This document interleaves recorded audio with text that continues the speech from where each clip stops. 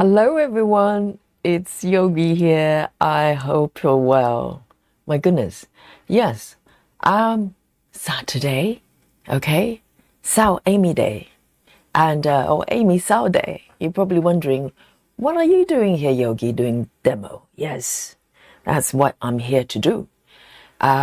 So today I'm going to show you how to sort of do block by block parking. And the reason that kind of inspired me to do this demo is I've been receiving a lot of comments from some of the YouTube videos, comments, and basically have their jaw dropped and eyes open and wondering why on earth would you be parking? And apparently a lot of people are not aware of this way of stitching.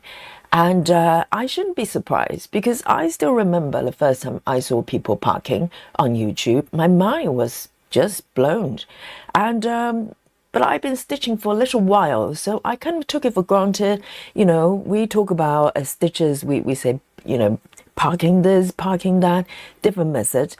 But there are a whole bunch of stitches out there. Maybe they've been stitching for a long time, but they have not come across this way of stitching. So I want to do a demo in terms of how to park block by block in a diagonal direction.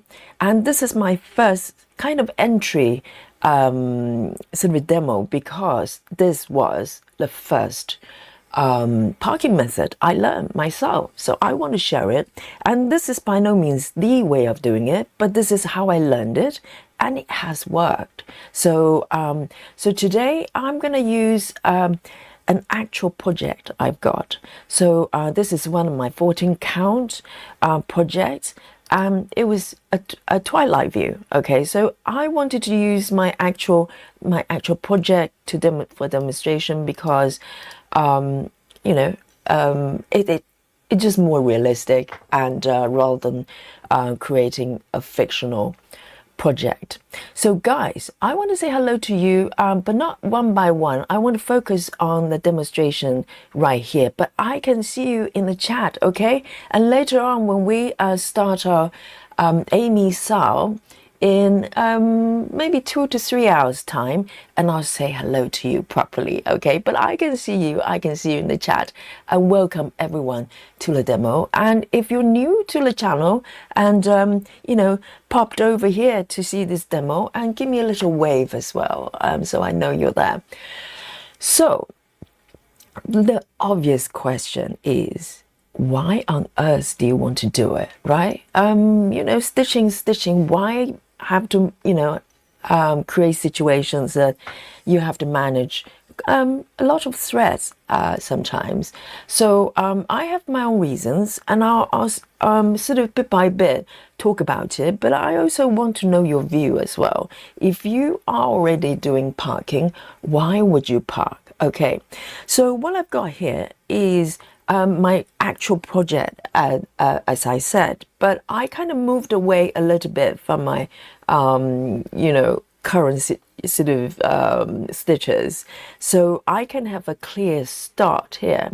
So let me bring on my my iPad view here, my Saga. So this is the app I've been using to track pretty much all my projects right now. So as you can see, I've got some bits going on there. Okay, so this is my real project that I am working on actively. So I basically moved a few blocks to the right there, so you know what's happening on my fabric.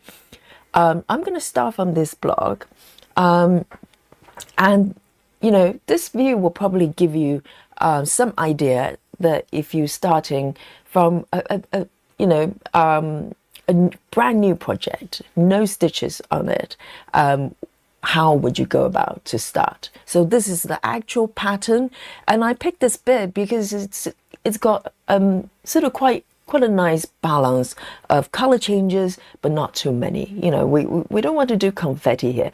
And if you don't know what confetti is, I will explain as we move forward.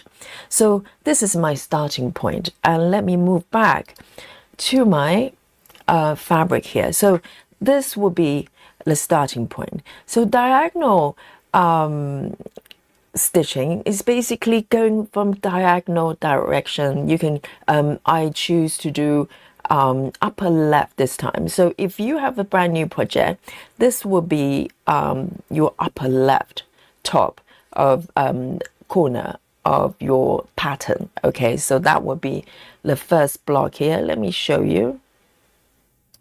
If you have your pattern right here, this is my the entire piece of my pattern here. It will be this block on the upper left.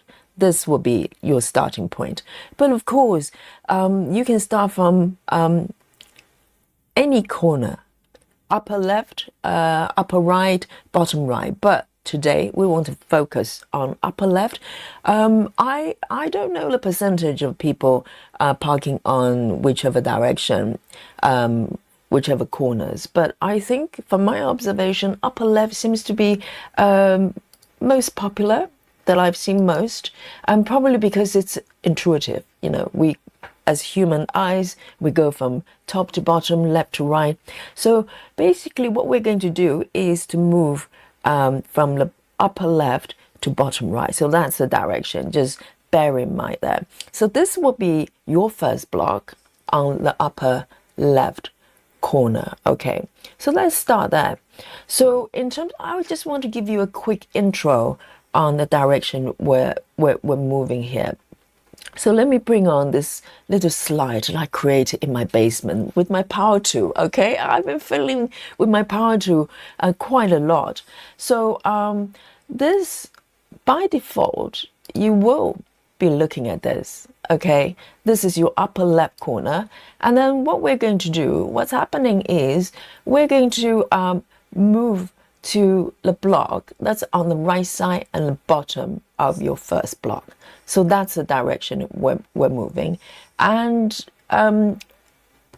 so let's focus on the block on the right and block on at the bottom. And I number them because that would be the sequence in terms of how you move forward with your stitches. We move from block 1 and then we go on to stitch block 2 and then block 3 to create that diagonal direction downwards, and I'll show you more as we move forward. So I want to kind of get into the stitching. I think the best way to demonstrate is to actually stitching real time here that you can see. So so you know what's happening. You know, if I was just making a video and kind of edited, sometimes there, you know, first of all, you can't ask me questions, and also you don't get to see how it's happening actually. So this is the block I'm gonna start, and I'm using a highlighting box to highlight the area for you, so it's easier for you to see. So I am going to pick the first color. So you might go, well, how do I go about and pick my first color here? So I am going to keep things very, very simple because there are a couple of different variation and factors that it might dictate how you stitch the first block here. That's right here.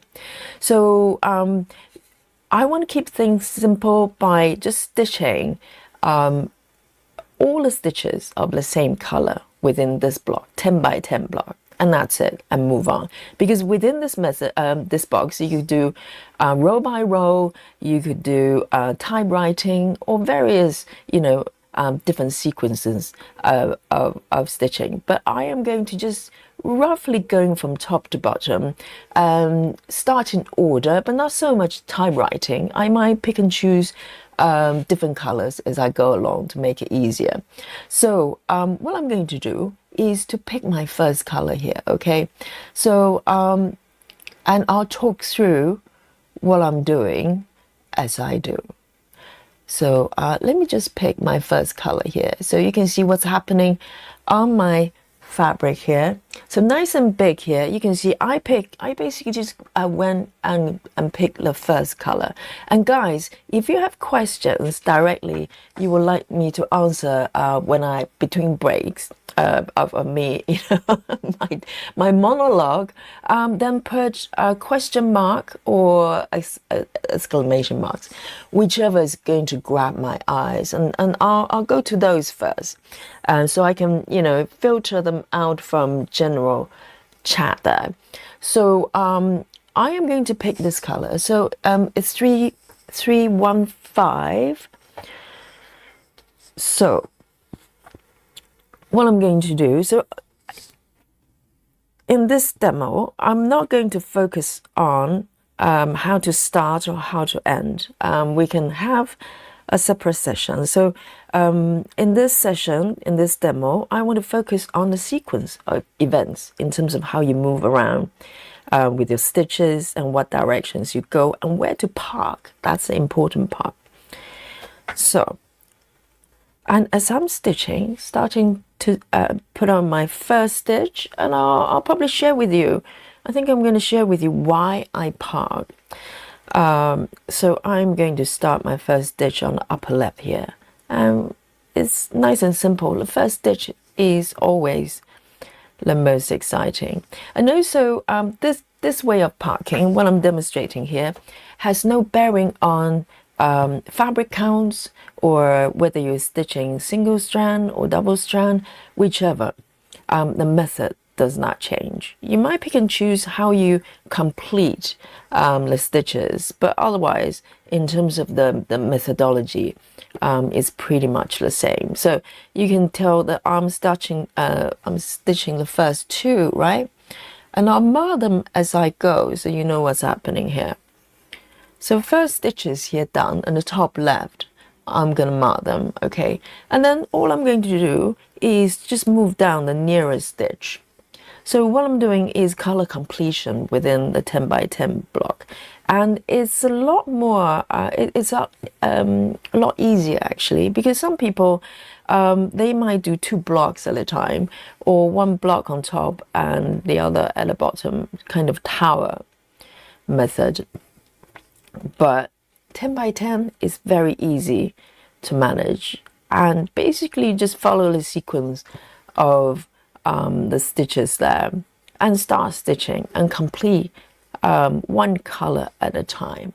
And when I finish all these stitches on this 10 by 10 block, and I'll show you where I'll be parking, okay? And there are a few options here. So the reason you want to park, I think people park for choosing parking methods for different reasons. First of all, when I saw it, I was, when I first saw people doing this way of stitching, I was amazed, obviously, because of all the threads dangling. So curiosity was one when I first started, but then I realized that the whole reason I was looking for different ways of stitching was because it was my first time stitching full coverage, and I came across patterns, formations of stitches that I had never seen before, because prior to that I was doing dimensions and really simple cross-stitching kits.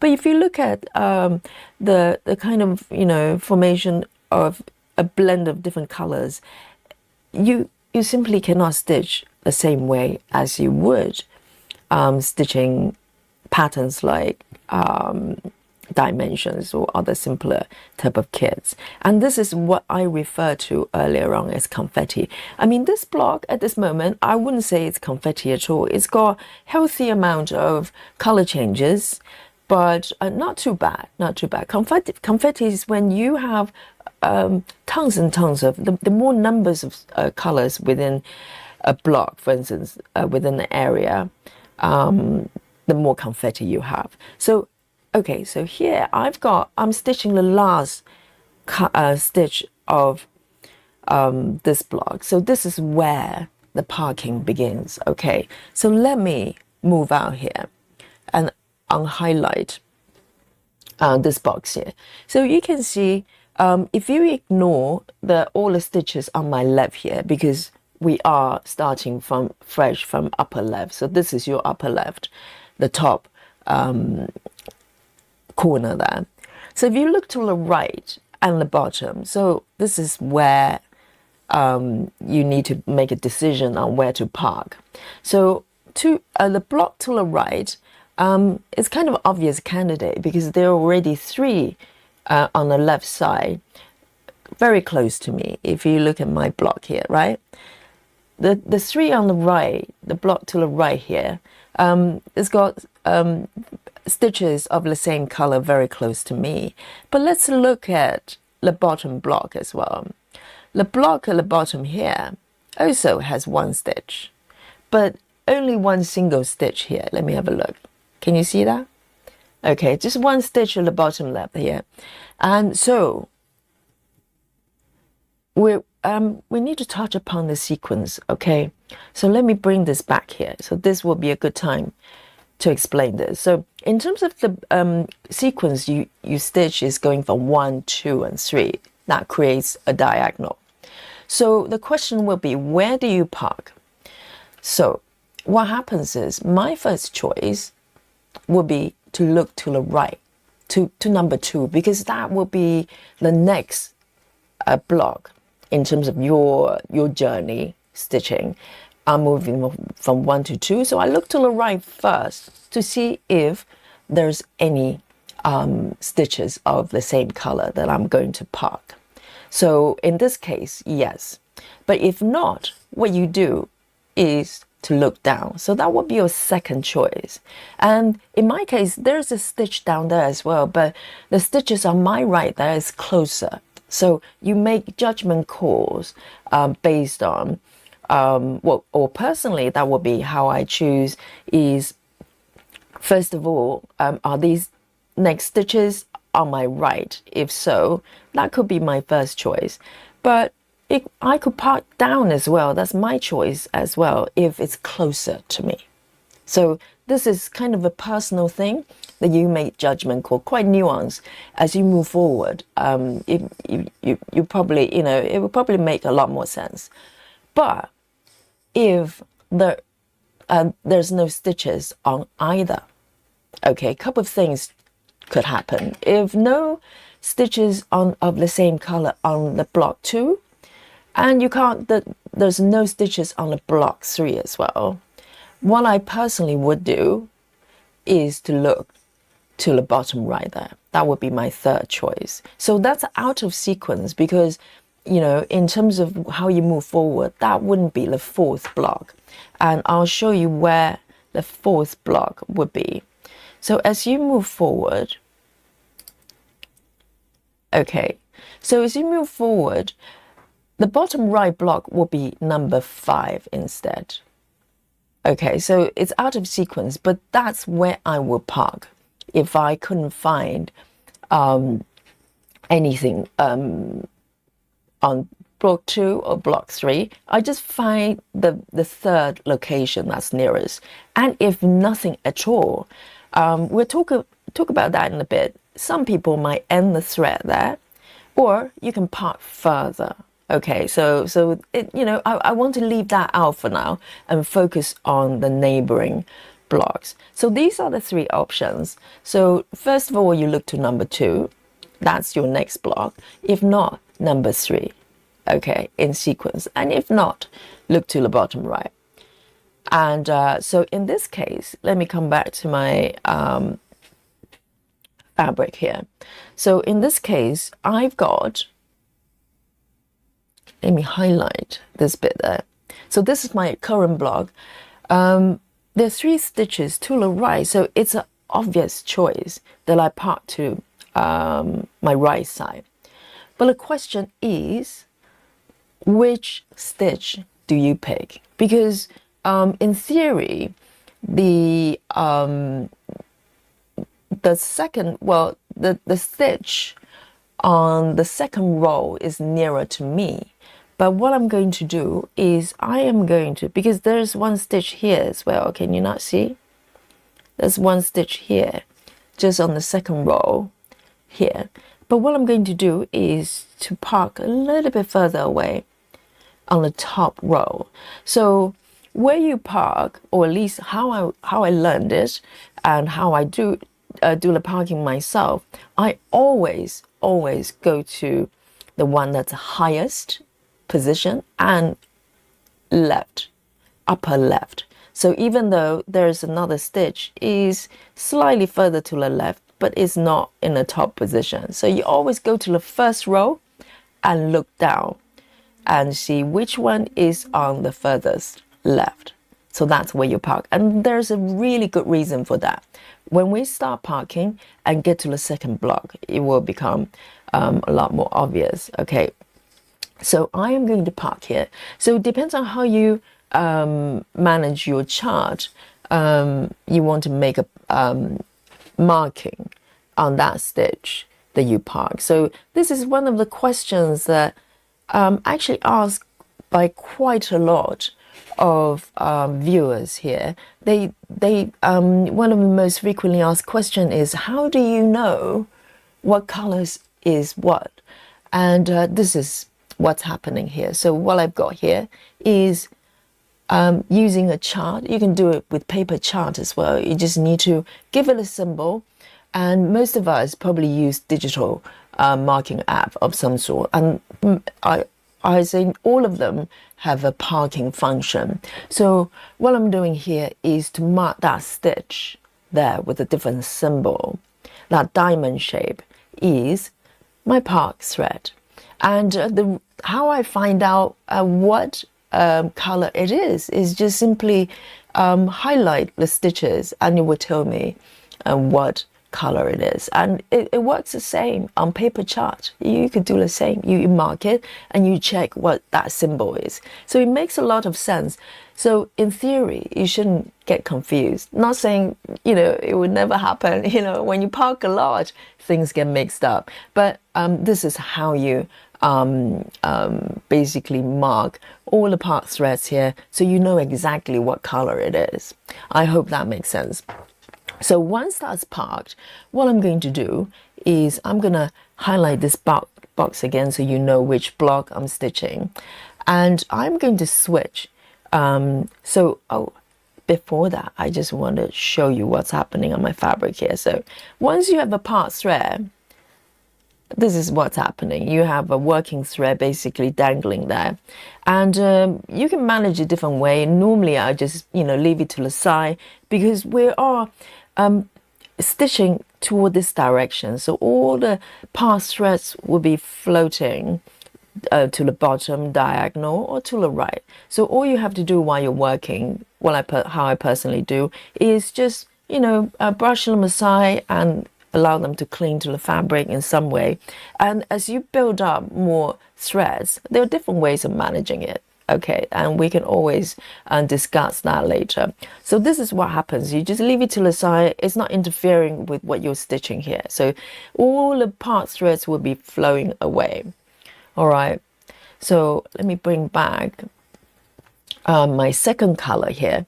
So with this session, I haven't time boxed it, but hopefully we can wrap it up and just give you enough information before we can take a break and then move on to our saw there. Okay, so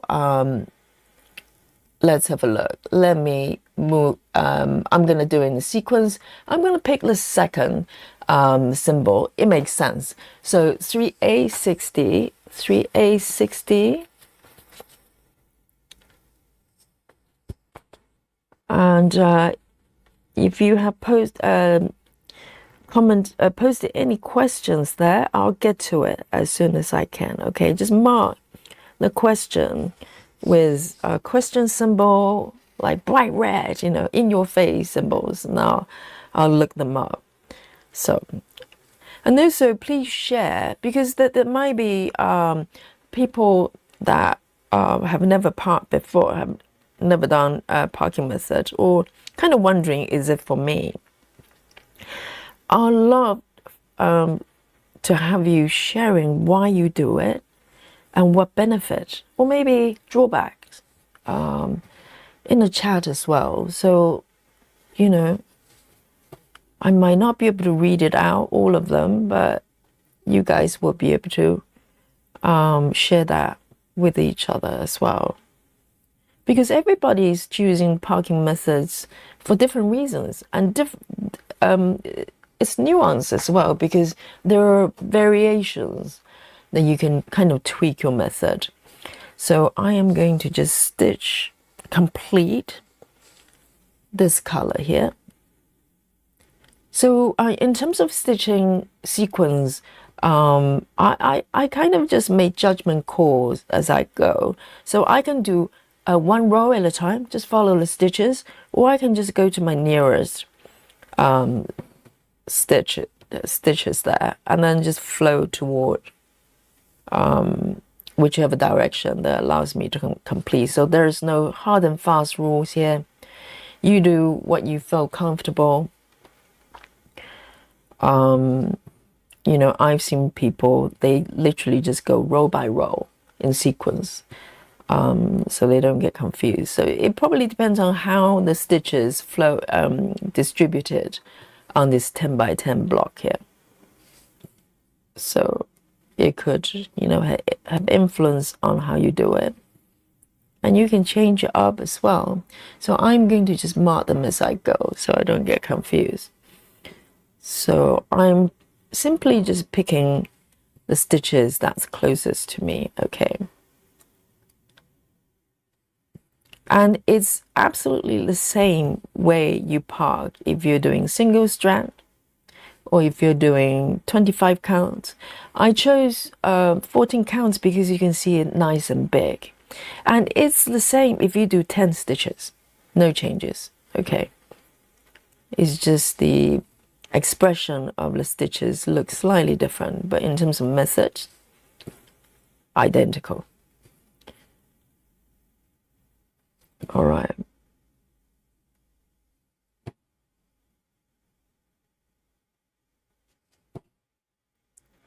And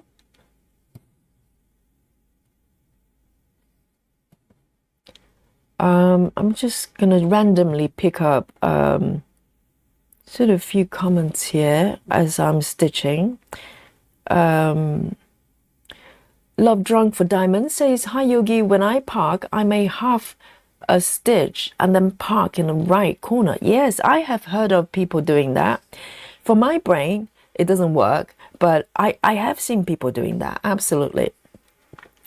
And so instead of having a thread just floating out, the stitcher actually do half a stitch as a way of marking it. Yes, that can be done as well. That's a very good point. So I think, you know, stitchers just do things that allow them to identify those stitches as easily as possible. And also it probably anchors the stitches down a little bit more, right? Diamonds. Because sometimes when you just pull a thread out like this, it can get pulled down if you're not careful, and things can get kind of snagged.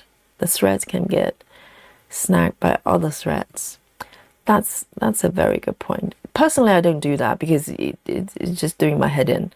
But if that makes sense for you, that's one option. So you basically do one leg like that, you know,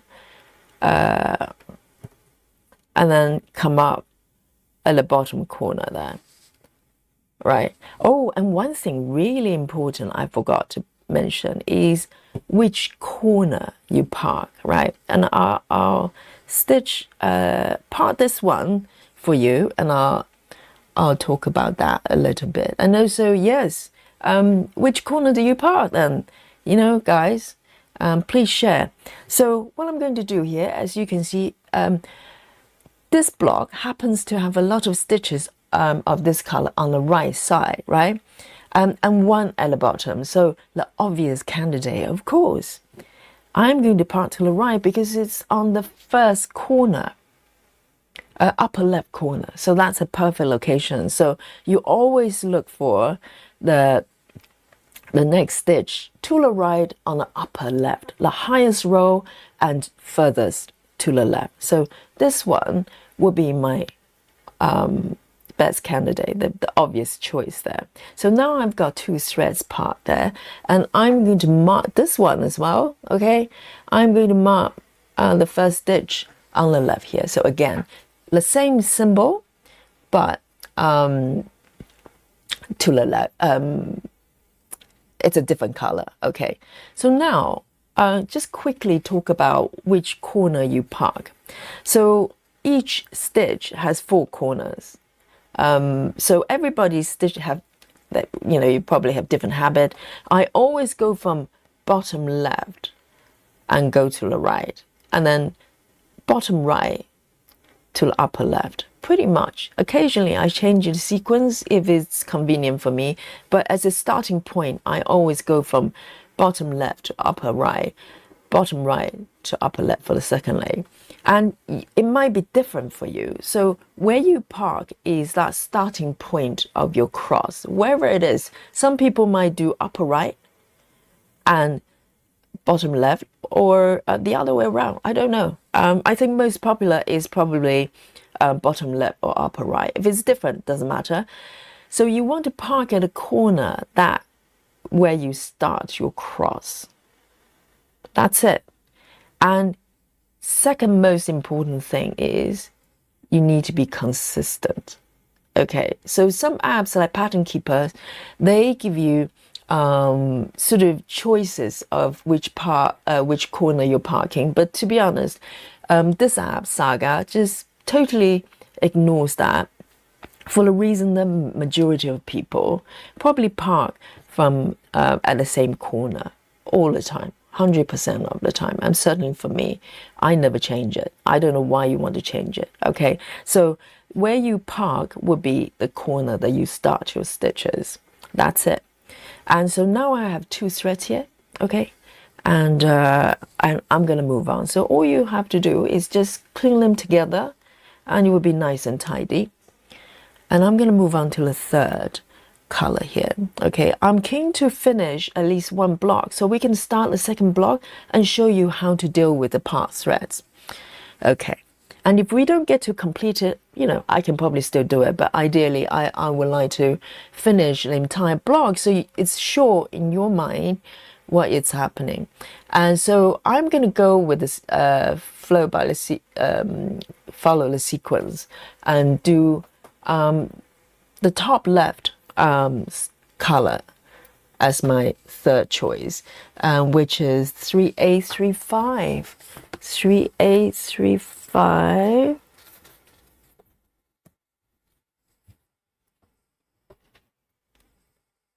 Here we go.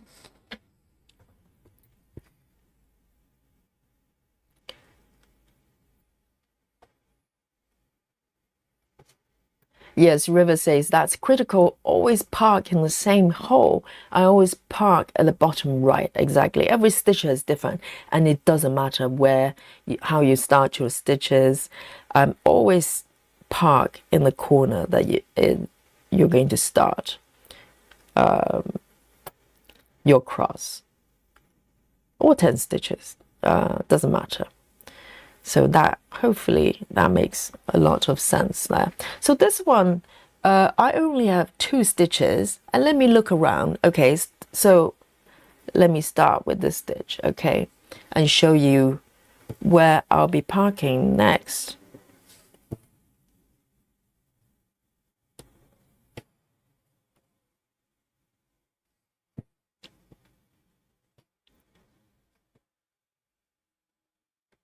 Because these are the things, once you start parking, you kind of just forget that once upon a time, these things you have to learn bit by bit, and they're critical. Like, if you park, it's quite obvious, of course, you park consistently. But just like River said, if you don't, you're going to be in a lot of trouble. So I've completed this color nice and easy, 2 stitches. Okay, I'm gonna mark them so they're done. The next stitch for the closest stitch of this color is actually there's nothing at the bottom. Okay, so that's out. But my first choice would be to park on the right, and there are 2 stitches to my second block on the right there. Okay, so what I'm going to do is to pick the one on in the highest position, okay, and furthest to the left. So that would be this one, 1, 2, 3. Okay, so there's 3 blocks below. So this is the stitch here, and I'm parking the bottom left. So this is where I will be, and pull it out. So that's the 3 different color threads to the right, and all you have to do is just kind of brush it to the side. You'll be nice and clear, out of the way of your stitching area. And I'm going to come back to my next color, and this one only has 1 stitch here. Okay, so what we're talking about, sort of confetti kind of situation, is this type of full coverage depends on how it's charted and how many colors involved with the chart. If you're stitching sort of max colors, you could have a single block. I've heard people having like 40 different colors within a block. So that's a prime example of confetti, meaning you have to change colors quite a lot. And I would say that would be one of the good reasons that you do parking, because imagine if you start and stopping for 40 times, you probably lose your mind, right? Or you simply just don't do block by block. You have other methods, maybe cross country, so you can just take your thread to wherever. But if you're doing parking, it's actually kind of manageable, because all you have to do, you don't have to start the thread to start with, and you don't have to end it. You just pick up whatever is there, stitch it, even just one, and you just park it to the next area. No starting or ending unless there are no stitches around of the same color. That could happen too. Then you end it, right? But otherwise, you are saving a lot of time threading. Oh, you have to thread. That's true. But you don't have to do the starting method, ending method everywhere. So it would be one of the sort of main reason I like to park sometimes. And of course, it's fun as well. I know for some people it's a nightmare, but for me it's fun. Managing the thread is part of the kind of, stitching experience here that's very unique. So I'm going for the highest position for this stitch, and there's another one to the left. So this one is interesting, okay? So I'm stitching, there are only 2 stitches of this color. One is the one I've just stitched, and the other one is to the bottom left here, almost at the bottom row here. Okay, so the question is, guys, I'm going to show you the pattern here. Where would you park personally? Right? So let me see if you can is your answer here. So my second stitch is here. That completed all the stitches within this block. There's one to the right there, further to the right, and there's another one to the bottom. Two more at the bottom. Where would you park? Okay, and these are the things that's nuanced, and there's no right or wrong. So it's really up to you. Depends on what you feel most comfortable. Okay, all right. So for me, I would park at the bottom. Okay, so I would park at this position. Can you see that? That's the highest position for this stitch that lives in the block below. Instead, even though this is my third block, next block I'll be going to the right. But in order for me to park to the right, the reason I want to park down is I'll need to take the stitch all the way. Frida says, I will part to the right because that's my natural continuation mode. Okay, so that's Frida's choice. Very good. And personally, I would part down here. And the reason I would not part to the right is, in order to part to the stitch that's a higher position on the second block, I have to travel quite far or further, much further. So this is a judgment call, and when parking becomes a slightly nuanced or very nuanced really, in order for me to park it to this position up here, oh sorry, I forgot to mark this one. I need to mark this one. Oh, bad practice. You see, the third one I forgot to mark. So that was the last color. So in order for me to park it over here, I have to take it further to more stitches. So that's my personal choice. Okay, so you could do either. There's no right or wrong.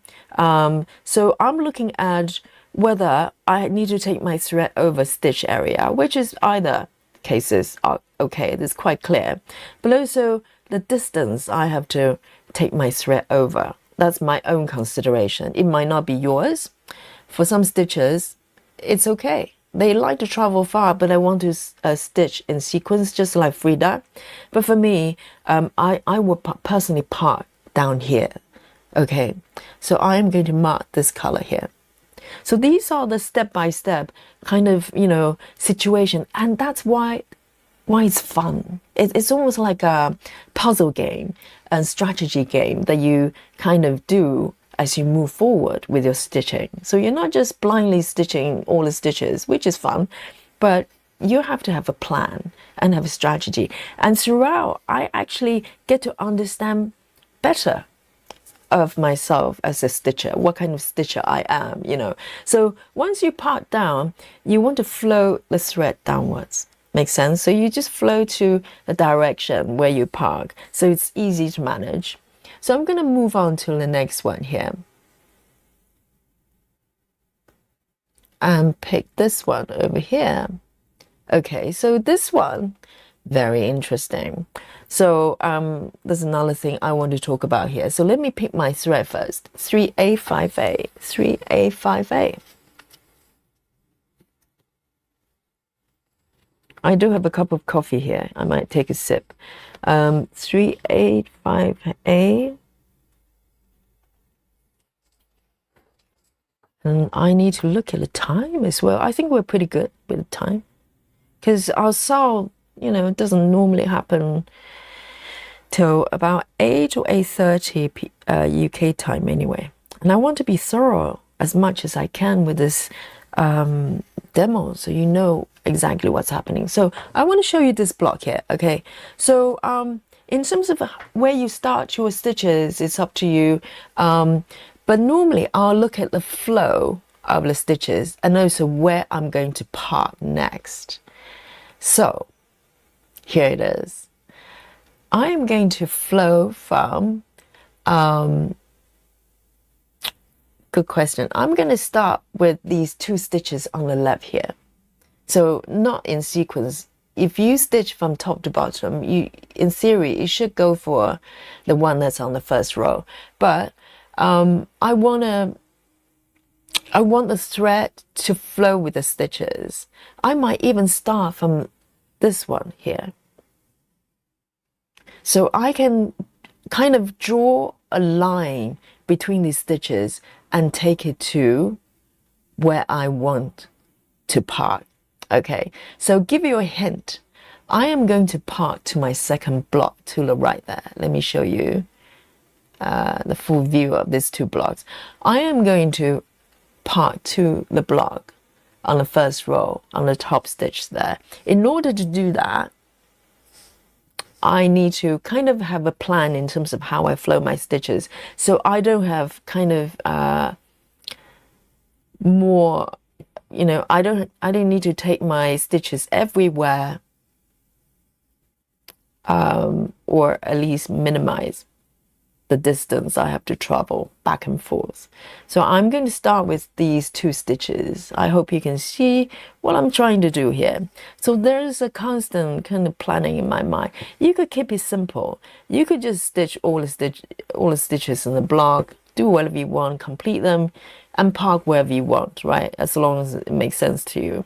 That's perfectly fine.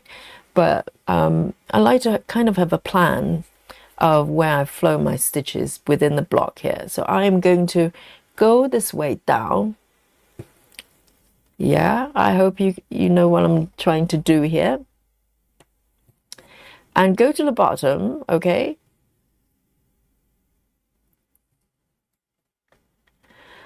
And I'm going to come down to the bottom right, all right? Can you see what I'm trying to do here? So as I'm floating, flowing through these stitches, what I'm trying to do is to flow my stitches to a point that I can take my end stitch closest to where I'm going to part next. I know, I'm so cunning. As soon as I say that, the whole thing is going to fall apart. I'm pretty sure it's going to end up in disaster. But that's how my brain works. It's like it's a puzzle game. Maybe that's why I like Gemma's method, because it's like a game I can play as I'm stitching.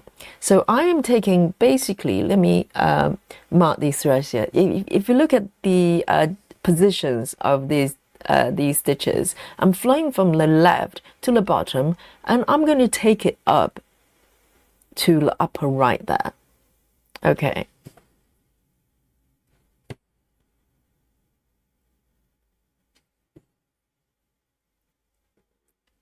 And there are 3 more stitches here.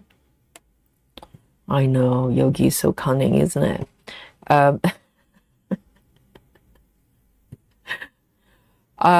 Yes, so these are the calculations I have in my head. Makes it fun. So I am going to do my last stitch, okay, on the top row there. So basically I draw a circle. I flow the stitches back to the top position, whereas normally if you stitch in sequence, you probably go from top to bottom, right? Which you could do as well if you're planning to part to the bottom, because there are tons of stitches here at the bottom, but I'm going to part to the right. So I want to take my last stitch and place it here. Okay, this will be my end stitch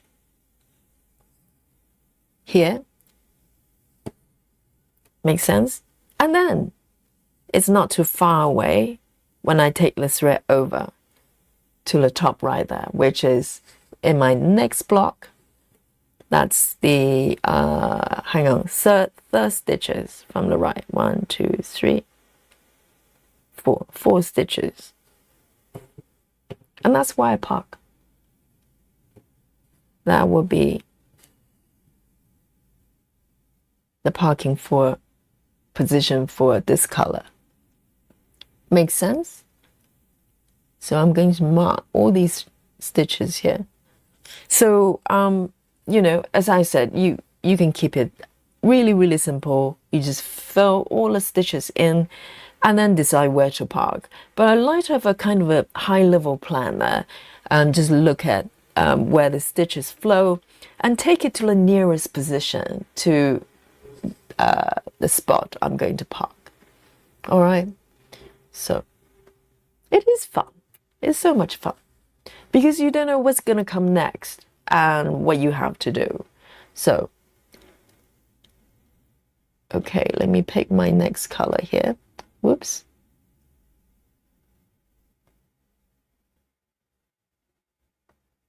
Okay. So there are quite a few stitches here. Lona says, I will park in the dungeon over the east tower as well for the same reason. For the east dungeon in this, this one, dungeon of the east corner. This one, right? Yes, that's a choice as well. It doesn't mean that you have to stick with 1, 2, or 3. You can park out of order, totally.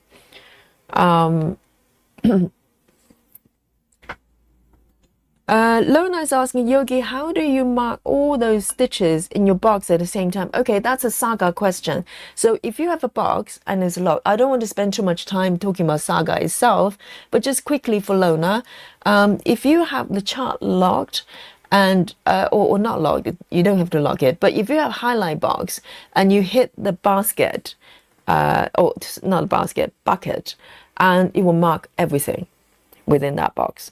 But only do it if you have a highlight box, okay? You don't want to do it for the entire chart, which I have done. I'm known to have done that by mistake. Let me have a sip of my coffee here. So you can mark manually by unlocking the chart, or you can just mark like all the stitches within the box. The box can be any size, okay? Oh, on your third block, okay. So Lona said she will part further. So yes, that's a very good point, because let me just take this color first, 3A63. That's a very good point that Lona just made, because earlier on I lightly touched upon the distance. How far would you go to park it? So even though we're stitching in sequence in theory, right, if you follow the method, but it doesn't mean you have to park in sequence. So you can park, like Lona said, if there's no stitches below, you could park further. You can park as far as you want if you're comfortable with it.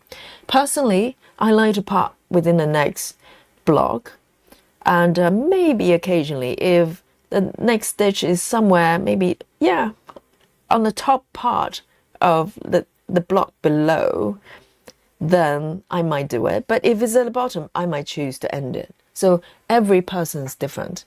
So 3A63. So there's no right and wrong, but you wouldn't know. You wouldn't know what your comfort zone is, what you feel comfortable or not. When you start working in this method, you will find out. So it's not something that you have to kind of have a, hard and fast rules for. Okay, so very good point there. Very good point there. Jeff River says, I think all saga users have done that, as in, mistakenly marking all the color, all the stitches of the same color by mistake. If you don't lock your chart, or highlight the boxes, yes, you would do that. So next one over here. Okay, I hope it makes sense so far, and I hope it's fun. It is fun. No, I don't park with every project, but I miss it if I don't do parking for a while. It's that mental exercise that is very interesting and challenging at times, and I like challenges. I don't like to stitch the same way all the time. So this one is pretty obvious, and you see, I probably wouldn't have, I was chatting, so never mind, but I started with this stitch, but normally I'll probably start, hang on, no, I think I'm fine, because for this stitch, for this color, okay, let me show you what's going to happen. Okay, so I'm stitching from top to bottom this time. So I'm going to complete this color, just following the stitches that's nearest to me. Okay, and if you look at the formation distribution of this stitch, eventually it's going to take me to the bottom. Okay, the bottom of the block. So in this case, you have multiple choices. Let me zoom out. Yes, you have multiple choices. You can part to the right or to the left. And it really depends on where your starting point is. In theory, I could start from the bottom the stitch at the bottom there, go up and then part to the right. I probably would have done that if I actually paid attention before I start stitching, because I would like to park in sequence as much as I can to the right, because it's convenient for me. When I get to the second block, I've got everything ready for me. You know, majority of the colors will probably already been parked there. But in this case, I'm gonna just follow the stitches from top to bottom, okay? One, two, oh, one extra stitch. See, even when Yogi doing demonstration, the mistake still happens, okay? Nothing changes, okay? Nothing changes. So here, yeah, dungeon should be the one below. Basement, yes, is probably one block below. It's Royal Roll's terminology, I think. I don't know whether other methods referring to blocks as dungeons. So I want to block them, mark them as I go, so you know where I'm flowing toward. So I'm going to just follow the stitches and flow to the bottom. So my last stitch will be at the very bottom of this 10 by 10 block there.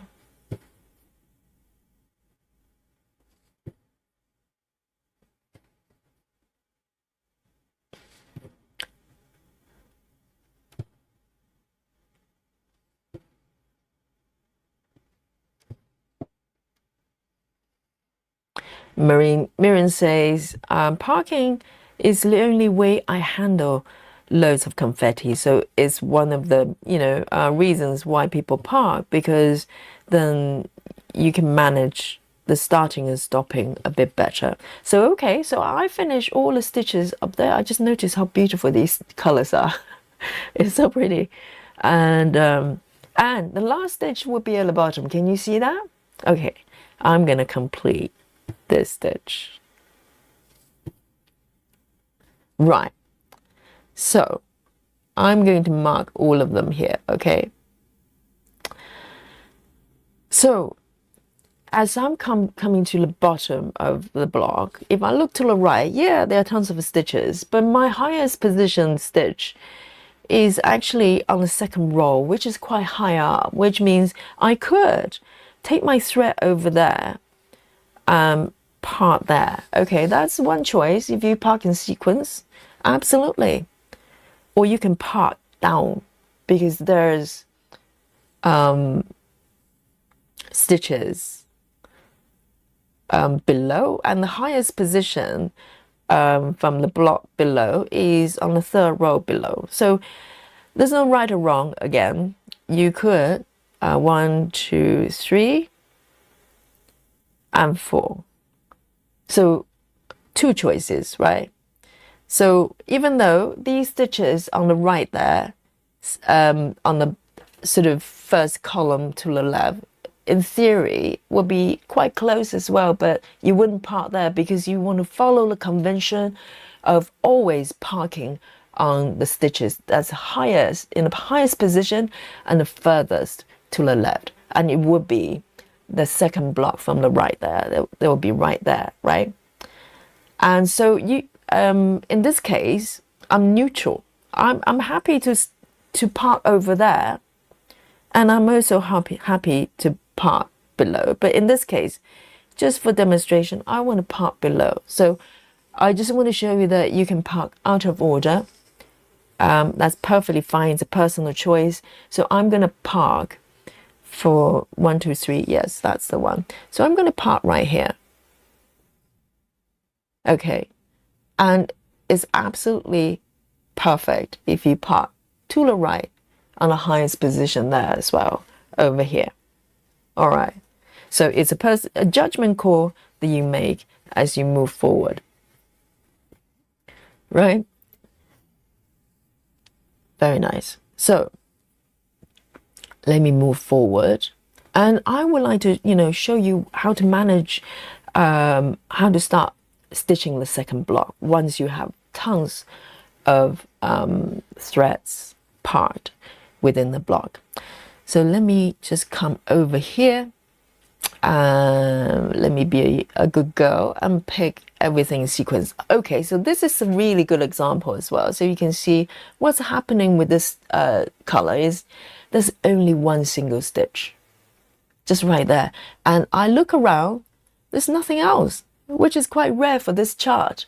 There's no other stitches of this color. And this one is simple. You stitch it, you end it. Okay, that's what I'm going to do. 6, 4, 7. So there's nowhere to park. So you just stitch it and end it. And the same thing, even there are multiple color stitches.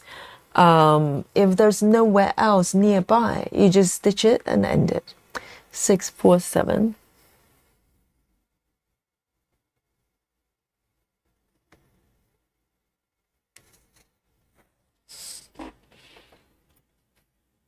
Or if you have, a single stitch, but the next stitch is 3 blocks away, you could park it there as well if you want to. There's no hard and fast rules saying that you can't cross 3, 4 blocks or beyond, as long as you're happy to do that. But obviously, there are implications for parking in really long distance, because as you park, you take your thread over. And if you park in long, really far away on a regular basis, it doesn't matter if you just, a few times. If you do it on a regular basis, what happens is you're going to build up a lot of threads under the fabric. And if you build up a lot, a couple of things could happen. Your bag, I don't think it's going to be messy, because if you flow this way, everything gets tucked in. It might become a little bit thicker. That's it.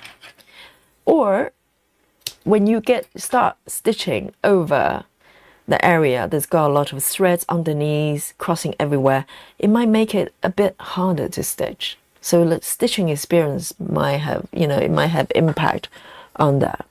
So these are the kind of factors you consider as a stitcher. Some people don't mind it. They can just push the needle through, lots of threads underneath, so they don't mind. I do personally. I like my fabric to be as clear as possible. So if you only park 1 block away, you shouldn't have that problem. There might be some threads crossing at the bottom, but not too badly, because all you have is the part threads that's taken from the previous block. That's it. Right. Let me pick the next one. Okay.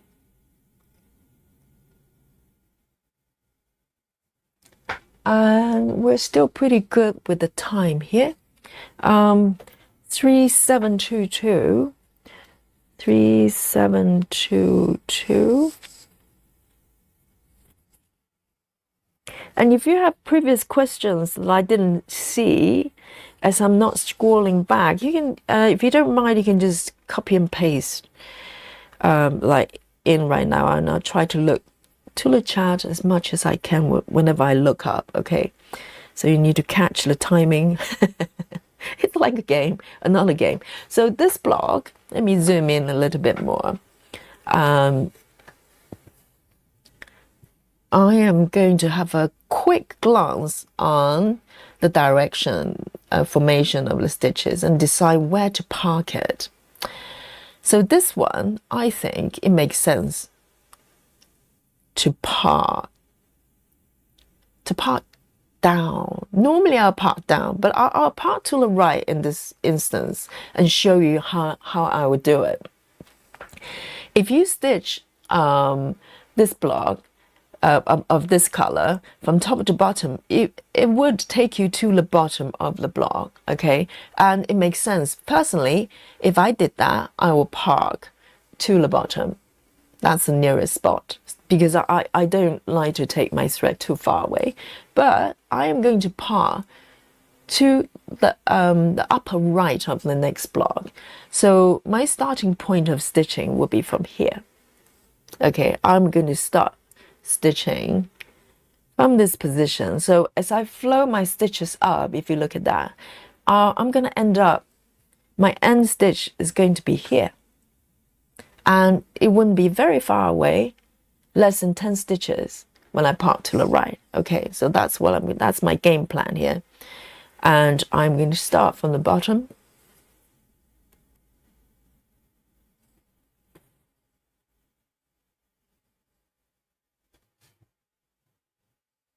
And do it like this.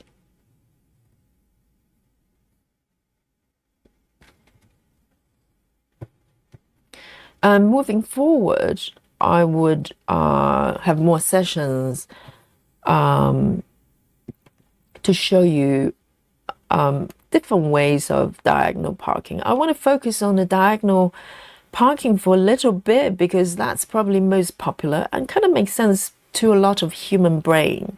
You know, some people park, well, again, some people might park from bottom left or upper right. You know, every stitcher is different.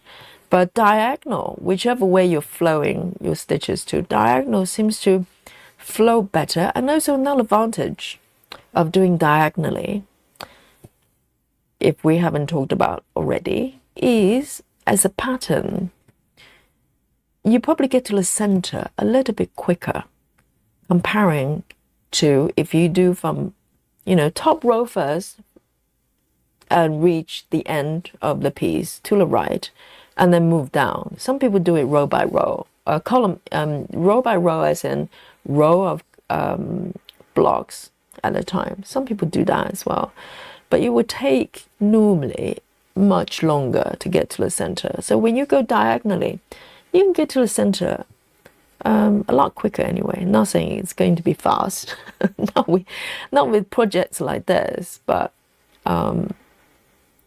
so I'm going to complete, let me just mark the stitches as I go so you know what I'm doing here. So I'm basically going from bottom up to complete my stitches. Okay, so I've done these ones and I'm going to move over here because I am going to part to the top spot on the right side, which is on the second row there. Let me just adjust it so you can see the block on the right as well. Do you not think this is fun? It's like a puzzle game. And it's a kind of puzzle game that isn't, you know, black and white.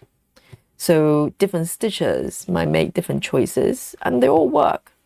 But it's a game that you play with yourself to see how efficient you can make it for you to part without, you know, for me, one of my primary sort of consideration would be not building up too much bulk, and also no floating thread if I can possibly help it. Floating thread, I simply means threads that you take over stitch areas like these. So I do not take my thread at the bottom. If you think about it as the bottom, right? I do not take my thread over like this. That's a big no-no for me. And some stitches don't mind. You know, at the bottom, they can take the thread over, part somewhere over. But this is what happens at the bottom of the stitches. That I don't do. So you know, I make my decisions based on how I can not do that. So this thread is getting a little bit short, but I think I'm able to part still.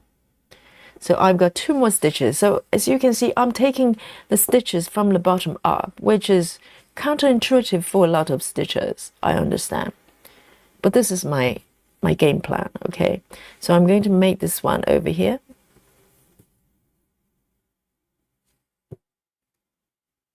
And then, voila, I'm very close to my parking location, which is over here. Can you see that on my pattern? So that's where I'm aiming for. So I'm going to pull my thread over.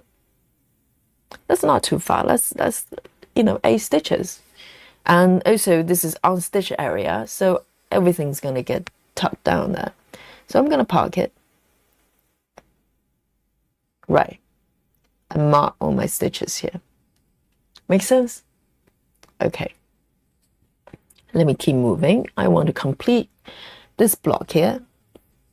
So we can, I can show you how to manage the next block. So as you stitch, they might get a little bit unruly sometimes. All you have to do is just, brush the threads to a different direction and it will be fine. Fine. Next one.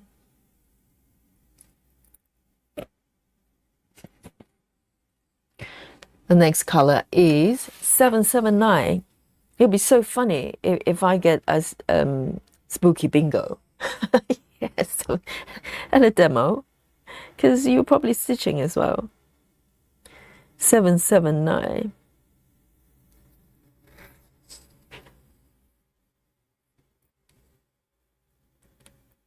So this one, very good.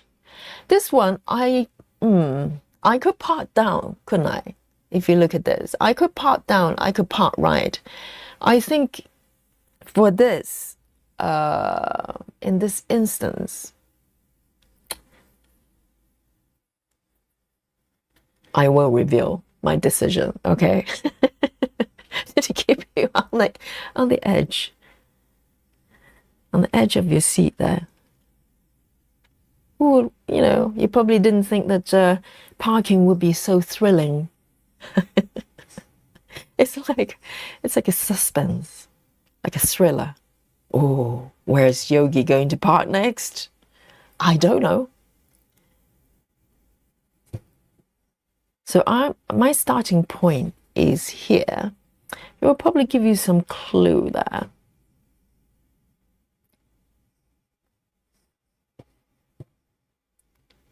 And again, there's no right or wrong, okay?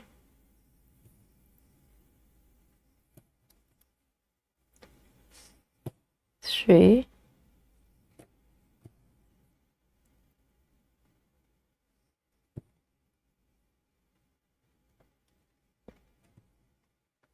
Four. All right. So this one is interesting. So normally, if you stitch within the 10 by 10 blocks, occasionally, as you try to stitch the next stitch, you will have to take the thread over the stitch area.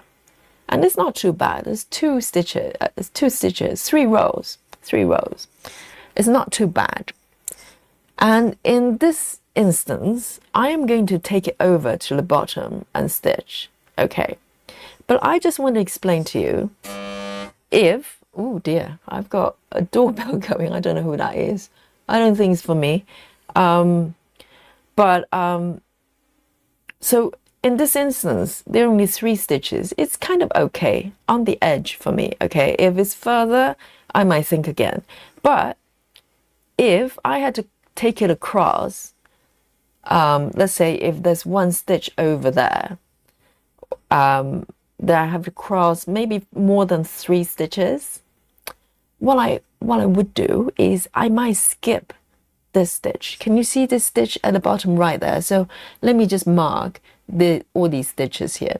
So the next one is at the bottom right there of this block. Can you see that?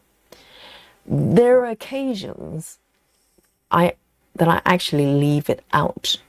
If I have to cross over this area, if there's more than 3 stitches, 3 rows, I might actually leave it out till I stitch the bottom block, because at the bottom there are 3 stitches of the same color.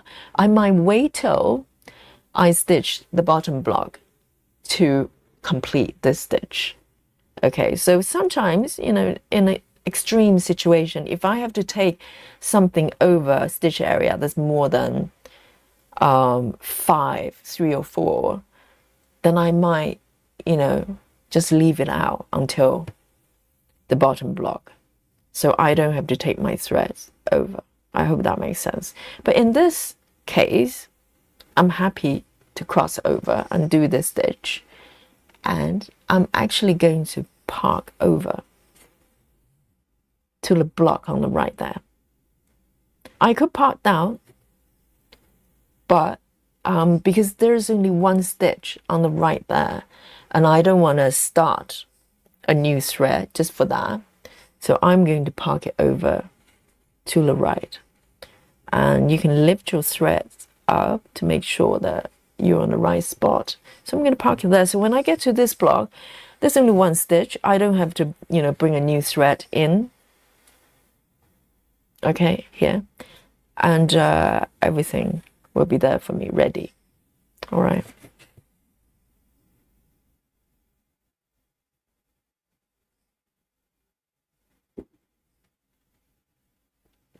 So now the next one is easy. There are quite a few stitches here, so I should be able to complete this block very quickly. Let me look at the time. 6. I like to finish maybe by the latest 8 o'clock, so we can start at 8:30 p.m. With our saw here. 8:14. We should be fine. We should be fine. So we have time to make a cup of tea, or a cup of hot chocolate. Who knows? 8:14 before that.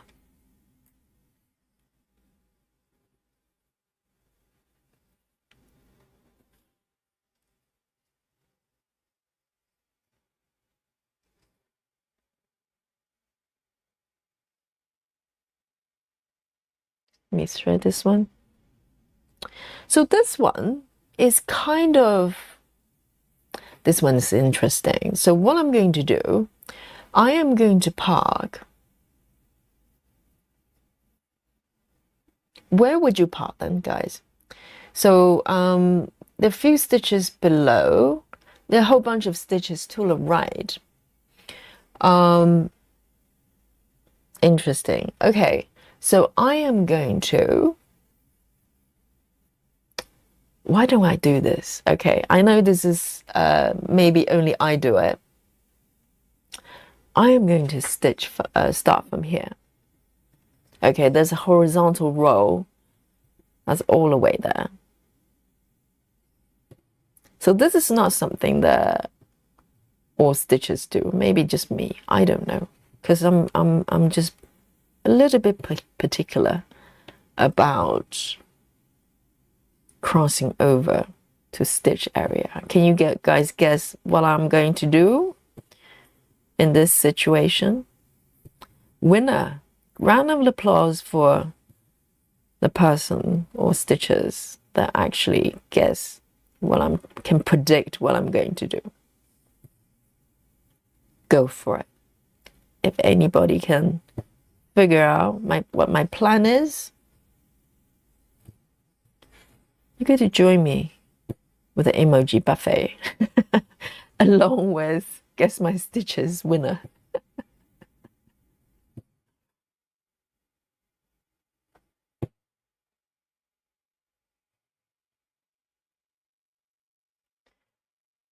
Turtle Stitcher Heather says stitch zigzag.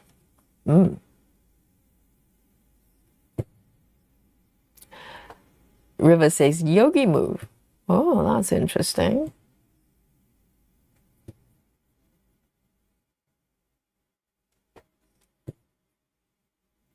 Let's see what else. Frida says you're going to leave those bottom stitches and park in the second block. Okay, second block being the block on the right. All right, anyone else?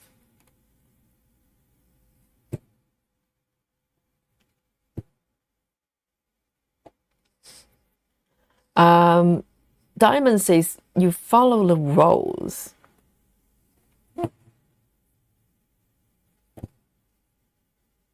Oh. One of you is kind of close, but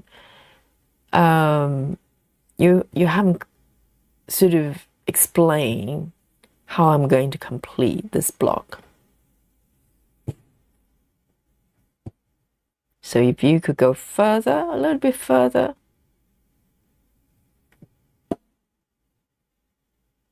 Okay, so I'm reaching to the right side of the block here, right? Heather says you're doing the zigzag alternate top and bottom rows. So Heather thinks that I go top, bottom, but I haven't been doing that though. I'm moving to the right side of the block.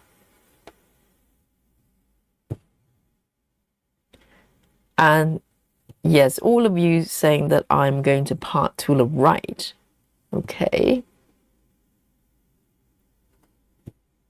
Anything else? Right, okay.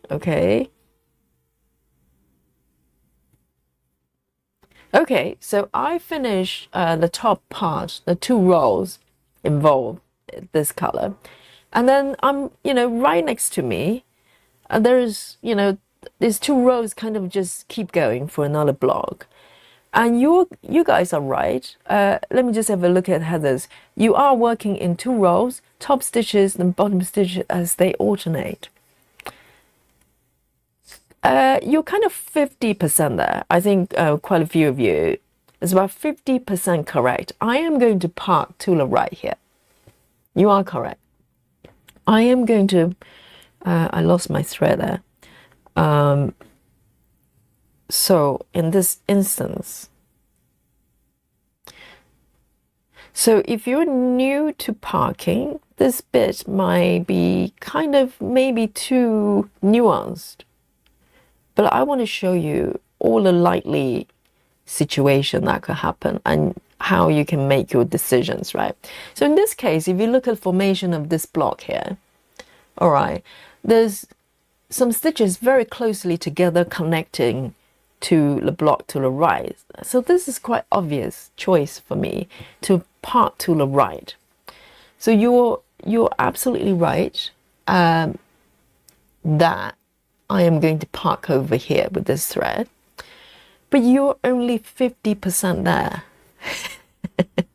Okay, so what I'm going to do with the bottom ones, because they're actually 4 stitches, if there was just 1, I'll probably leave it. Sis says you're going to part in the right block and start a new thread and part the thread in the block underneath. Yes, sis is correct. Yes. So as I said, if there was just 1 stitch, I'll probably just leave it until I get to it at the bottom. If there are more stitches of the same color, if not, I'll probably just do the 1 stitch. Okay, single stitch on its own. But there are 3 stitches at the bottom and there's 1 more below. What I'm going to do is to start a new thread. Okay, A14. So sis is totally correct. A14. So these are the things I like to do because it makes me feel like I'm being clever. You probably go, no, you're looking for pain. But for me, I feel like I'm cheating the system, because if I follow the method to the T, I'll need to take my thread over here, which is quite ugly for me. I don't like it, even though, there are only 3 stitches, but I don't like it. So in order to cheat the system, I am going to start a new thread, okay, and create another pass thread below. So that's what I'm going to do. So I'm going to start from this stitch here, all right? And of course, you don't have to do this at all. You can just cross the thread over and stitch, and that'll be done for you. But this is why it becomes personalized and very individual in terms of, the decisions you make. And it's pretty good because I'm not doing extra work, because when I get to the bottom block, I need to start a new thread anyway. So I'm just starting a little bit earlier and park below. So when I get to the block below, the thread is there. So it's not extra work. I'm just doing it in different timing and also manage the floating thread underneath. That's it. Can you see that? Now I'm parking at the position at the bottom, and I'm going to mark all the stitches here and then park. Make sense? So, and total stitches is you could have stitched the top row continuously, carrying across the alternating stitches. What do you mean alternating stitches? Then second row continuously.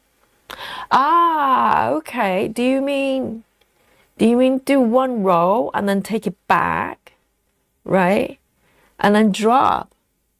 Yes, that's very clever. Yes, I could have done that. So what Heather says is, if I understood it correctly, in terms of, because my goal is to reduce the distance that I have to cross over stitch area and also minimize the length, right? Two considerations for me as a stitcher.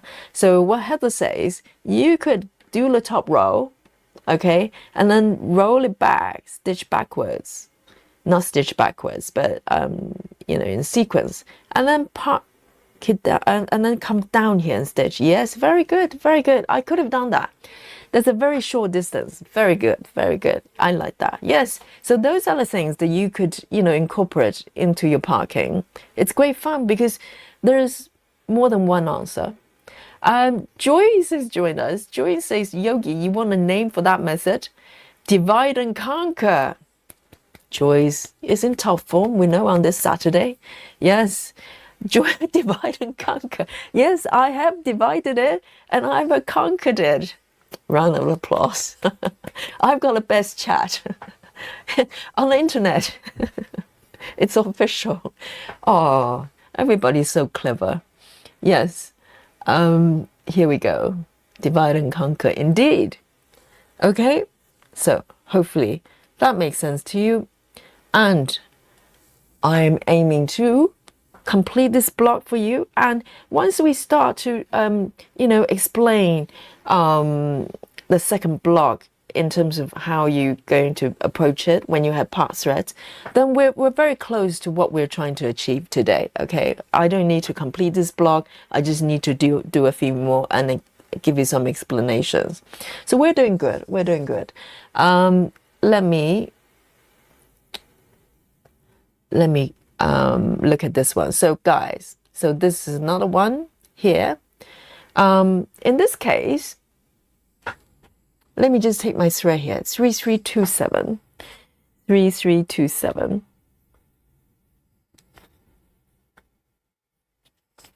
Oh, it's not 3228. 3328. Yes. So this one, there are a couple of things you could do.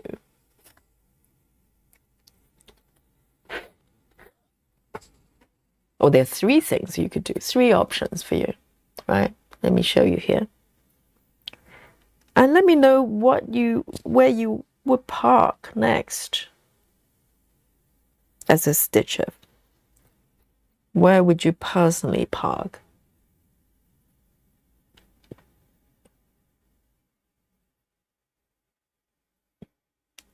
Oh, Joy, Heather says, I love jigsaw puzzles, and this kind of stitching appeals to that part of the brain too. Yes, there is a problem-solving process and planning process. And also for me, it's more like trying to cheat the system, kind of part of my brain. So this one, I've got one stitch for this block only. And the location for me to park, I can park to the right, right? And there's stitches at the bottom as well of the bottom block. And also, there's another stitch to the diagonal right there. Okay, but obviously, the first choice on the right, second choice bottom, and then the third one to the right. So again, it's not a black and white situation. Where would you park, guys, in this situation? So I'm going to just go ahead and stitch this one first, and then see if we have the meeting of the mind in terms of where you will park and where I will park. So if you know what my priorities are as a stitcher, where do you think I would park them? Nice and easy. I've done this one. Okay. So I could take it to the right here, because this is not that far away. But I think that's choice one. I could go for this one, actually. Yes. Because up to this point, I was thinking maybe I'll park it diagonally to the bottom right there, because it's a lot more clear in terms of my path, taking my thread. Taking to the right here is not too bad, but it's a, you know, I am crossing probably more stitches. Suzanne says, I think you will park in the lower block, but you could do a yogi move and park over to the second block. Ah, you mean, yes, if you don't know what a yogi move is the technique I perform, you know. Yes, do a back flip and anchor my thread away to the area that's unstitched and move it back to another location to avoid taking my thread over stitch area. So that's yogi move. And Heather says you won't park because you will have to carry too far. And Kimberly says you will park bottom. Ooh, interesting. You know what? In this case, to be honest, I wouldn't totally say no to parking to the right. So even though, so this would be the highest, you know, there are only 2 stitches to the right. Even though it's not the most elegant situation, because I am taking over to some parts right here, but it's not fully stitched, so I could get away with it. So for today, I'm going to park here, okay? But normally, I will probably park to the diagonal right here. 1, 2, 3. Because for me, it's not too far away, and also it's very clear in terms of path. I would park to the right. But for today's exercise, because I want the thread to be here to be ready, and in this case, I wouldn't park to the bottom because it's quite far away. It's more than 10 stitches. I would do so if there are no other stitches around. Personally, I would do that. But today, I'm going to pick a less elegant choice. I'm going to park to the right there. So it's ready for me when I'm, you know, doing the rock to the right. But the second choice, the top choice, normally I'll probably park diagonal to the right. Okay, so that's what I do. So it probably just shows how we are different in terms of stitches, right? Sis says, I would park to the right and stitching in block 3. Block 3 is not sure what you mean. So where would you park them? So that's my decision for today. Okay, because sometimes you if you're in the mood of wanting to just get on with it, you know, when you get to the second block, you want to have maximum numbers of stitches colors already parked, because it's convenient, isn't it? So you might make, you know, slightly different decision. But if my top priority is to have a clear path for my thread underneath, I'll probably park down here to the diagonal position. So, all right. So that one's done. Let me move forward with the next one. Let me follow the order so it's all nice and clear for you. So this one's 3 stitches. This one isn't too bad. It's not a top decision for me. I think, okay, let me know what you think I would do in this situation. Okay, 355. 355. Let me just pick my thread first. And I 355 here.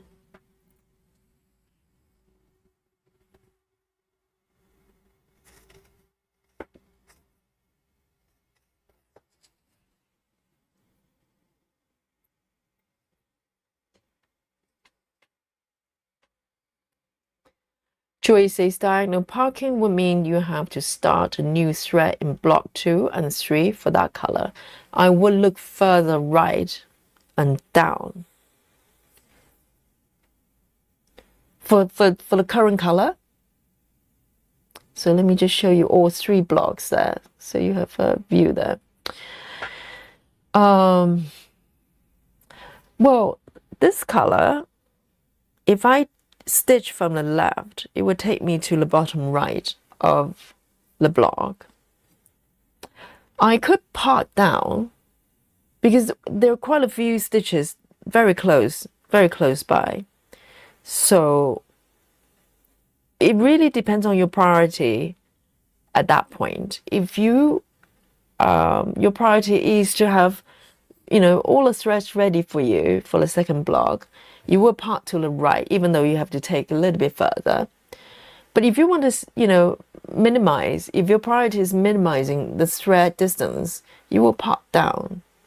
I wouldn't part to the diagonal because that's out of order. So whenever I can, I want to keep the parking threads in sequence. So here we go. And I will make a judgment call in terms of where I'm going to park when I get there. Oh, this one's a little bit messy here. I don't know why. It's frayed a little bit. Let me see if I can fix it. Okay, it's not too bad.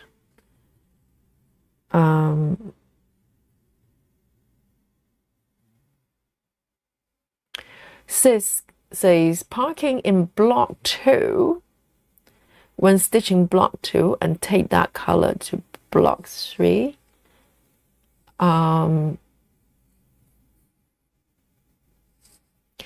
Joy says, just wanted to say it can be useful to look further the paths of the color. Yes, absolutely. So this one, I am going to stitch this one and then move to the bottom one. Yes, you know, crossing over a couple of stitches, but is still okay within my comfort zone.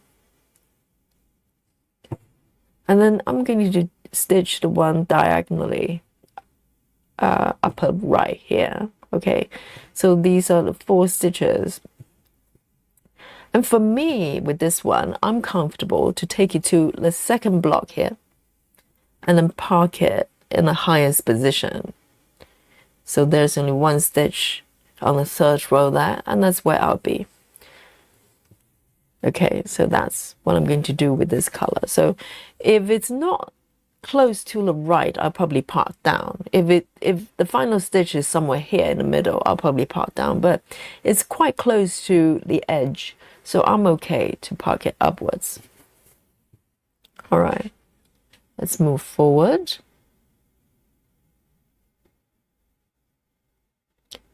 And the next color is interesting. This one is a little bit trickier. Yes, 498.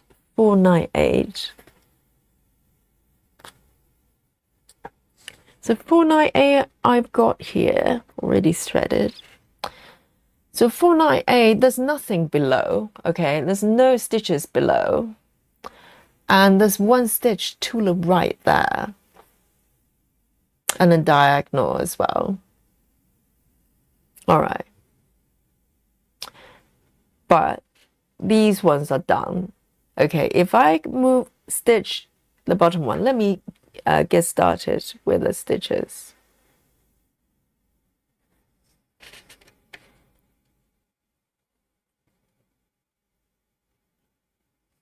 Okay, so if you stitch in the diagonal position, there would be no option to your left, right? So you want to leave all the stitches on the left out of the equation. And let me start from this one. So wherever you stitch, whatever blocks you're starting, you should have the block above already stitched and the one on the left stitched when you do it diagonally. So this one, very good question, this one. This one is a little bit trickier. Well, I'm stitching 14 counts. So pin stitches, pin stitch is one of my options. If I'm doing higher counts, like maybe 25 is still okay. If I'm doing 28, this method I'm going to do is not going to be as readily available because it's trickier to do. So what I'm going to do is a yogi move, okay? As Suzanne mentioned earlier on, I'm going to do a yogi move. So as you can see, my final stitch, the 3 stitches I've completed, the final one is up here. All right, it's here. So if I was to part to the right, you absolutely could, but it means I have to take over stitch area, 3 stitched area, which I'm reluctant to do. I could just park it over here and get it done with, correct? But instead of doing that and take my thread straight over, because this is where I want to park here. But instead of doing that directly, I am going to just come down here, a couple of stitches away, it doesn't have to be far. I'm going to do a quick pin stitch, just one round. And 14 count is quite easy to do, so I'm going to do a pin stitch here and just push it down, just anchor my thread away from this area, and then I'm going to take it back. So this is what Suzanne mentioned. This is the yogi move, okay? You can have it, no copyright.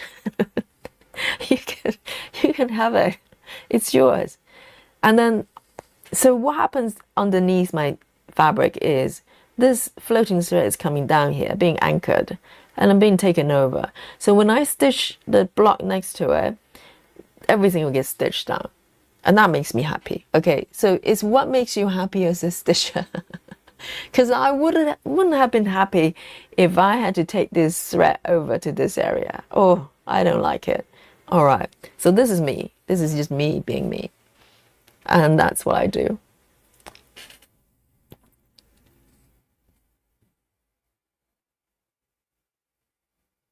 Yes.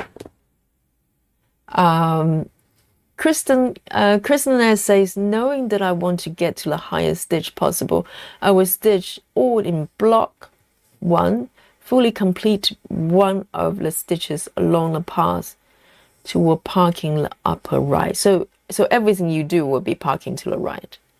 Does that mean you wouldn't park down in any way? Just to make sure that I understood what you're saying. So I've got 4 different colors here. In this case, I think just for demonstration purposes, because these are 4 different single stitches, I'm going to leave them out. So let's pretend that I've done these, okay? Because I'm keen to move to the next block and show you what happens, okay? So as we were talking about earlier on, we're stitching in sequence. We are stitching starting with block 1, and then we move to block 3. So the 2 and 3, and then eventually we do 4, 5, 6. So you can see what's happening there. We're going diagonal, we're going to top to bottom left. So that's the kind of sequence. And eventually you go for 7, 8, 9, 10. Make sense? Okay. So as we come back to this situation here. So now I have completed block 1. Okay. And we're moving on to the second row diagonally for 2 and 3. So I'm going to go from upper right as my second choice. Okay, so we're coming back here.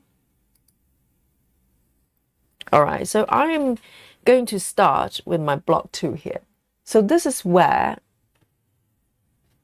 there's some bits and pieces of information that's important for you as a stitcher if you're starting stitching. So we have a whole bunch of part threads here, and you might be wondering, then where do you start? So the first block, we're actually starting from top to bottom in sequence. You can do it in different sequence, but it makes sense to go from top to bottom. And when you get to the second block, you might go, well, then I start from the top. And I'll say, don't do that, because what you do is, if you look at the second block here, let me move my block over to the second one so we can all see which one we're highlighting. Okay, so now I move to the right there, as you can see, with all the part threads marked. Let me lock that. And once we're here, we're following the same sequence. We're gonna either part to the right or bottom, and you know, I want to show you one more option. I would even part to block 3 if I have options. Okay, we can talk about that a little bit later. But in terms of where do you even start from here? Now I have a whole bunch of part threads here, and if you start, let me pick the first color here. Let's say if you want to stitch from top to bottom the same sequence as the block 1, okay, this is what's going to happen. If you look at the distribution of the first color here, the first part thread here, it's flowing from top to bottom. That's normal, right? If you start from top, what you're going to do, if you pick the thread and start stitching, it's not going to take long for you to run into other threads here. And you will have to manage the process. I have seen people doing that because they just prefer doing from top to bottom. You could, but you're just making your life a lot harder, because you have to fight through and put them away and stitch those stitches at the bottom. And you could potentially have more part threads. You know, you can have double the number, depends. So what you want to do is to do the reverse. Once you move to the second block, you want to lift all the threads here and pull them up, upper left. That makes sense, because we're going from the opposite direction. We're going from bottom right to upper left with this block. So it's reverse. Okay, we're going this way. So lift all your threads up to the diagonal position. That's most tidy. And we're going to start from this stitch. Okay, we're starting from the lowest part thread. So forget about all the stitches that have not got a thread part. Start with part thread, because we want to clear all the threads away, part to the next blocks before we start thinking about all the remaining stitches. Okay, so double checking the time. I think we're gonna go till 8 o'clock, and then we take a break, and then we start 8:30 for ourselves. So I want to move forward with the explanation here. Might not be demonstrated fully, but hopefully it makes sense. So I'm going to start with the bottom thread here. So instead of picking the first part thread, I'm going to pick this one. There's only one stitch, so nice and easy. So I'm going to start stitching it and go through the same process as the first block in terms of deciding where to park. So this one's easy peasy. I've got one just slide directly below and nowhere else. So this one will be a very easy choice for me. I am going to just make this one stitch here and then park just one block away here. That makes perfect sense there. Okay, nice and easy. I'm gonna park over here and mark this one. Done. And then I'm going to move to the one on the right. Personally, I would. You could start doing this one as well, but I want to move from bottom right to upper left. It's just more tidy that way, because then you do not run into any of the part threads. So this is the order I would do. And this one is also easy peasy. Look at this. 2 stitches, I part to the right. Very, very easy. And there's no surrounding stitches. Okay. So same decision making process there.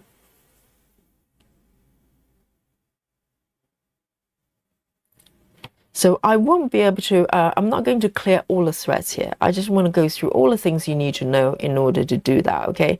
So same process there. I hope that makes a lot of sense for you, because we're trying to manage all the part threads and, you know, take advantage of the fact that they're already there. You can tell that I don't have to go and look for my threads. I don't have to do any starting message. I don't have to end anything. I just park to the right, and that's it. So it could become faster for a lot of you. And then I'm going to mark this one. Can you see? I'm starting a lot less time managing, you know, looking for my threads. I'm already on the third color here. Let me have a look. Which one is this? This is on the second over here. I forgot to mark this one, but it's perfectly fine. It was here. Okay, so I'm going to just tap on it. I'm going to finish this one, and I'm going to sort of just explain what happens when you clear all the threads, all the part threads. So this one, let me have a look. So, you know, even if you forget to mark like I just did on the chart, just look at the position of the stitch and you know where it is, and probably, you know, check these swatches. Just make sure that you actually park in the correct location. So it's not that often that you actually just don't know what it is. You know, things have to go very wrong that you just park in a completely wrong area, and you haven't marked your chart. Then yes, confusion could happen. But otherwise, you just look at the position of the part thread. If you have parked correctly, even if you haven't marked it, you would know what it is. So this one, let me have a look. This one, I'm going to park to the right because it will be in sequence. This would be the block I will get to first. That's number 4. If I park down, this block is number 5. It's slightly further away. So this is just what you kind of, you know, think about as you park. Okay, so I'm going to park this one over here and mark it, okay? And mark these stitches here on the left. So you see what's happening. So I'm slowly repeating the process, considering the same factors as block 1, but I do not need to worry about finding these colors. They're all here ready for me. And the first thing when you get to the second block is to clear all the part threads. That's the first thing you do. Just bring everything to the upper left. If you're doing the different direction to the bottom left corner, you do the opposite. So you just mirror the positions of the threads here. So we need some imaginations here, okay? So imagine if all these threads are done, so it would be full of stitches here, just like these ones, and all the threads are cleared away. Essentially, you can repeat what you've just done when you start the first block. You can start from the beginning, from the top, pick, you know, colors by sequence, complete them. It's exactly the same. The only difference is you have more stitches already on your block there. But you can still go through the sequences and start filling the colors. So in terms of the order you fill in the remaining block colors, it's entirely up to you. Some people might follow the sequences. Some people go for minimum number of stitches. If you have apps like, you know, Saga, the app will sort the order for you. So you deal with the loose stitches first, which will create less problems like this one that you have to take over part threads, okay? So we can talk about those type of options in sort of future sessions, but just give you some insight that there's no hard and fast way in terms of how you fill in the remaining stitches. All we're trying to do is to complete all the stitches here color by color. So it's color completion of the block, and then so on and so forth, and follow the sequence. Once I finish this block, it will be the next one. Okay, so there's one more thing I want to mention that I haven't thoroughly explained is, yes, we have three choices in terms of you can part to the right, second to the bottom, and diagonally to the right. But as you move forward with more rows, okay, you might come across this type of situation. So here we have the blocks in the middle, and as you move forward, 8 and 9 will fall into that category as well, where when I stitch 5, when I finish 4, right, and move down to block 5, block 6 is still not stitched, right, if you follow the sequence. So I have block 6 as an option as well. Just like if I'm stitching block 2 here, I could potentially part to number 3 as well. I think yes, if it's close to me, as long, I think personal rule for me, as long as it's not crossing over stitches. Let's say if I have the next position of a color I'm stitching is at the bottom of block 3, which I can safely cross over the clear area, unstitched area, and part down there, I would. Personally, I would. So even though by default you have the 3 directions you could park, but you have option 4 as well, like this. So with block 5, you can part to block 8, block 9, and blocked diagonally to the right. I don't know what number that will be, but you also have block 6 as an option. Okay, so you have to decide that as a stitcher. Okay, so let me know if I left out anything as far as parking is concerned. Let me look at the chat now. We're going to spend maybe 20 minutes. Okay, 20 to 30 minutes. I can maybe answer your question and capture anything maybe I missed out. I'm sure I probably have. So if you have any questions, you can post them now. Or sorry, if you have, posted earlier on, I didn't see. You can also maybe repeat that, cut and paste or whatever.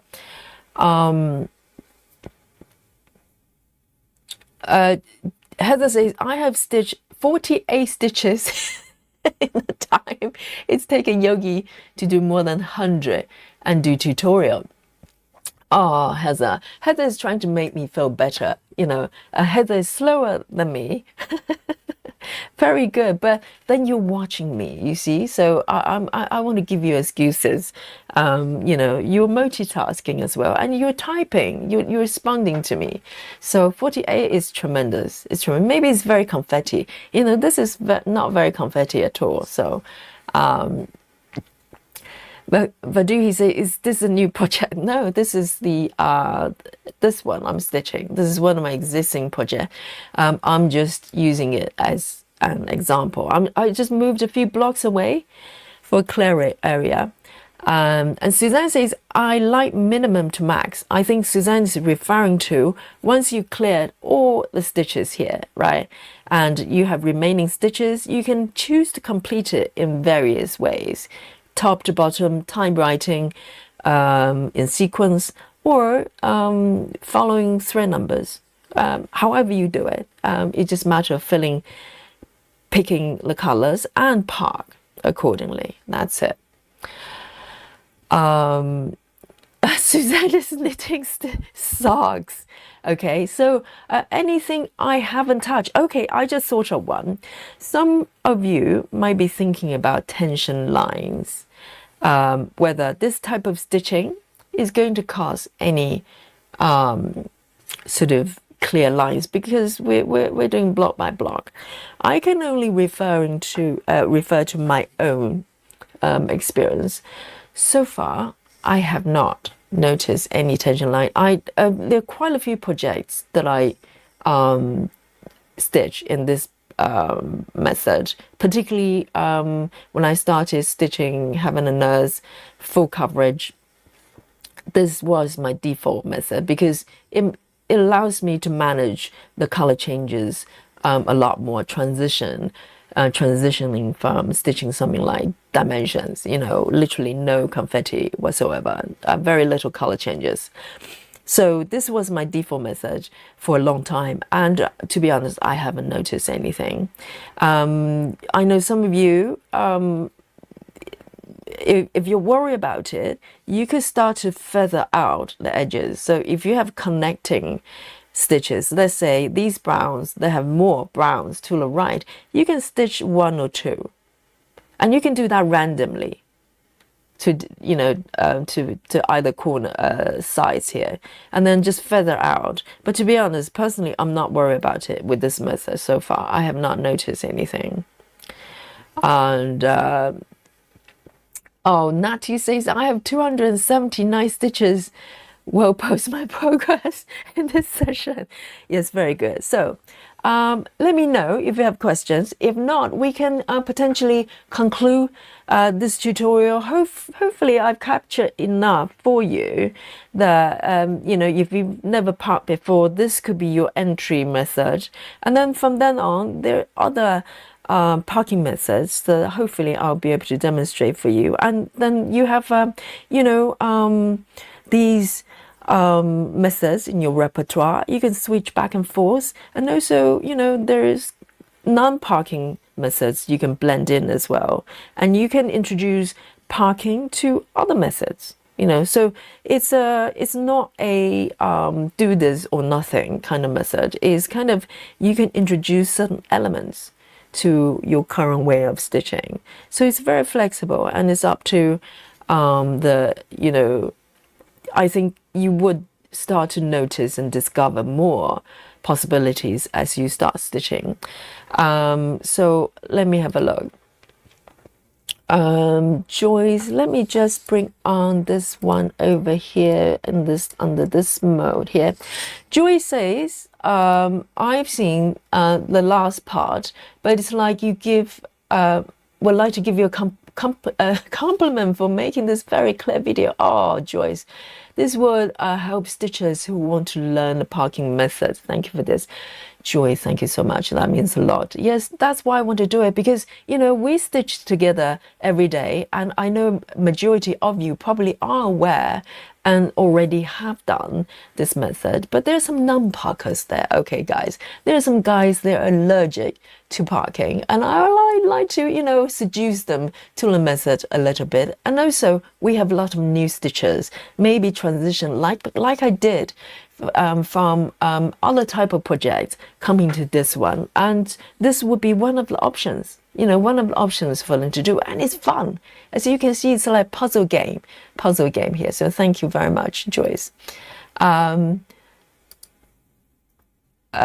Lizzie says, no questions, I might give this a go on my next project. That's tremendous. That would make me very happy, because sometimes there are methods we go, well, I'll never do it because I don't want it, or 10 stitches, I'll never do it. But once you've tried it, you might love it. Okay. And Suzanne as well, totally agree with Joyce. Thank you guys being so supportive. And so great, so we have a little bit of time here. Do you guys want to start at 8 p.m. in about 25 minutes time, or are you happy 8:30, which is just over an hour's time? I'm happy to do either. Why don't we play safe? Let's start at 8:30, and I'll set up the next stream here and for you. So we will meet. We have time to make a nice cup of tea and grab some snacks. Okay, thank you, Michelle. Thank you so much. And I will see you in the next stream at 8:30 UK time. Okay. So thanks, guys. I'm not signing out. I'm just have a little break. I'll see you at 8:30 UK time. It's about an hour's time, less than an hour. Okay, guys. See you later. Bye.